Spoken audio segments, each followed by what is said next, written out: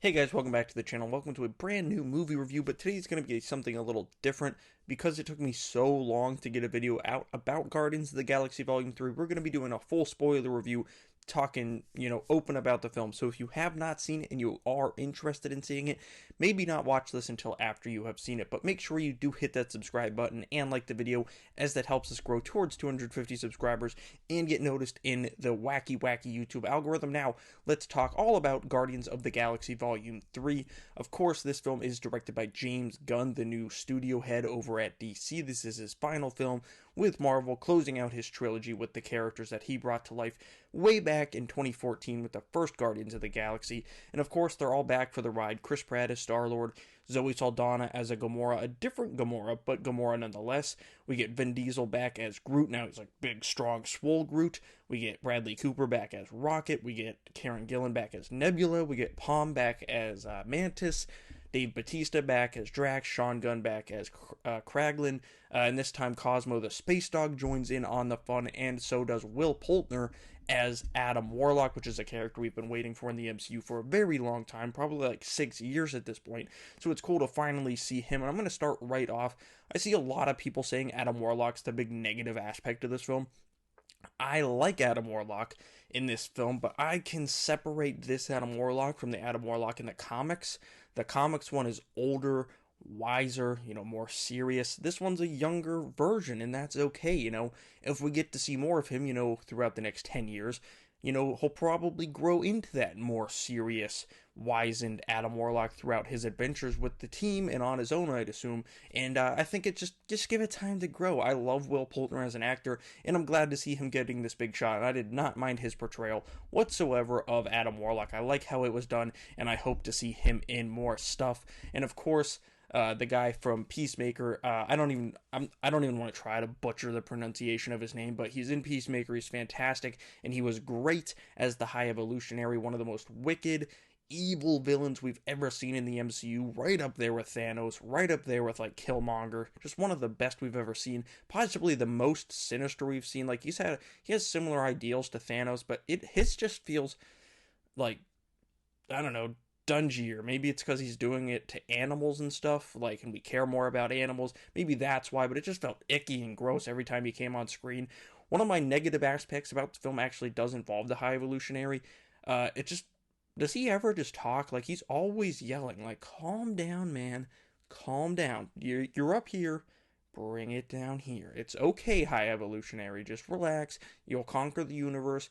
Kill a bunch of chipmunks, capture Alvin, Simon, and Theodore. It'll be fine. Relax. You don't have to scream and yell at everybody all the time. But I thought the chemistry between the Guardians, of course, is as great as it ever was. In this film, it is funny. Like, it's definitely got some good jokes, especially from like Drax and Mantis, their relationship that really got bonded in the holiday special. It really continues here, and this film's just, it's more serious, it's dire, it's tense until that third act, when you don't know everything's gonna be all right, but you kind of figure everything's gonna be all right, at least for the most part, because the marketing in the first two acts of this film pretty much are like, Rocket's dying. Like, that's what this film's about. Rocket is dying, and the rest of the Guardians have to band together and save his life.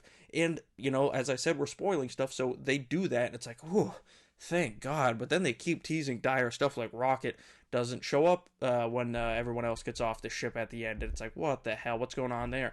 But then he's safe, and then Star-Lord gets in a little bit of an entanglement himself, but then he's all right, and it kind of works out for everyone at the end of this, which I wasn't expecting. That I expected someone to die during this, whether it was Rocket or Drax or Star-Lord. But I kind of like that, these characters we love, like, not all the time, no one has to die, and it just felt good that, they all lived, and now they're all going off. Like, Star-Lord went back to Earth, he's exploring life with his grandpa, which is nice, and we will see him again. I feel like maybe we'll either get a Disney Plus one-shot special called The Legendary Star-Lord. Maybe he'll be a part of the new Avengers team. Maybe he'll lead the new Avengers team. He's on Earth. If he still wants to be a superhero, he's got experience leading teams. Why not? There's Star-Lord right there. Mantis is going off with the big worm things, going off on her adventure. Maybe we see her down the road. We'll have to wait and see. Drax and Nebula, they're staying on Nowhere to help build up the community and take care of all the children, which is just great. I love that's how Drax's story ended, with how obsessed he was with getting revenge for his daughter's death in the first one. I love how that kind of came full circle a little bit. And I know, but Dave Bautista said he's done playing Drax, but they leave it open. Like, they're on nowhere. If they want to make a small cameo, him and Nebula in a possible Guardians 4, they can totally do that. And speaking of Guardians 4, they definitely set it up in the first post-credit scenes. We have a semi-new Guardians team. You got Rocket as the leader, of course, which was a great moment in the film when they're all telling him, like, hey, you're the leader now, man. And just seeing the emotion on this computer animated raccoon's face, incredible stuff. You got Rocket, you got comic accurate Groot on the team, you got Kraglin, Cosmo. They're saying Kraglin's a new member, but I kind of already said he was on there. You got Adam Warlock, like I said, I can't wait to see more of him. His little pet guy, you got him in there. And Fontu, which in the comics is, I think it's the granddaughter of Captain Marvel. So I wonder if that lineage stays the same, because she clearly has powers, and I'm excited to see where that goes, because, look, I like the Captain Marvel movie, but they kind of butchered the whole storyline with Marvel and whatnot, so maybe this is some redemption that they're going to sneak in there in the cosmic side of the MCU with Fantu. I hope so, and with her being there, it would make sense if Drax made a little cameo in the next one, because those two clearly had a connection. I personally do hope we see a Guardians 4, but the big question is, who directs it? Because James Gunn's gone. So who's going to direct, a possible Volume 4 of Guardians? I have a choice. It's a bold choice. It's a choice many others might have guessed. It's a choice many others might not have guessed, because there's rumors he's going to be doing a DC project. But why can't he do both? My pick for a next Guardians director is Matthew Vaughn. He directed Kick-Ass, Kingsman, the best fucking X-Men movie, X-Men First Class. That film's incredible. I don't care what anyone says, that's the best team X-Men movie, and I think he would do a great Guardians film. My second choice would be Justin Lin. Yeah, the Fast and Furious guy. Yeah. You know what else he directed? Star Trek Beyond, which was an incredible fucking space opera epic film, which totally would fit the tone of Guardians of the Galaxy. So those are my two choices to direct a possible Guardians 4. And I'm excited to see where the StLaurent stuff goes as well. They leave it open to where we could see all of these characters again, but I feel like some of them are probably closed. Maybe they show up in Secret Wars. We'll have to wait and find out. But I love Guardians of the Galaxy Volume 3.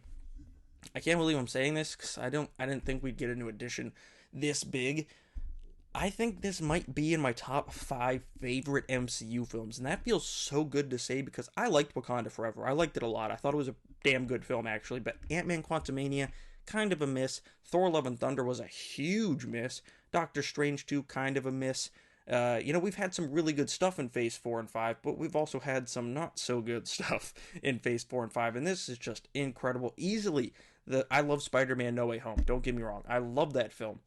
Also probably in my top 5, but Guardians of the Galaxy Volume 3 is the best MCU film, at least since Endgame, possibly since Infinity War. This film's fantastic. If for some reason you watch this whole video and you still have not seen the movie, sorry I ruined it for you, but you should definitely go check it out, because it definitely deserves your support. Some of the Marvel films I know have been lackluster, but this one deserves your time, deserves your money. This film is fantastic. I give Guardians of the Galaxy Volume 3 a 9.5 out of 10.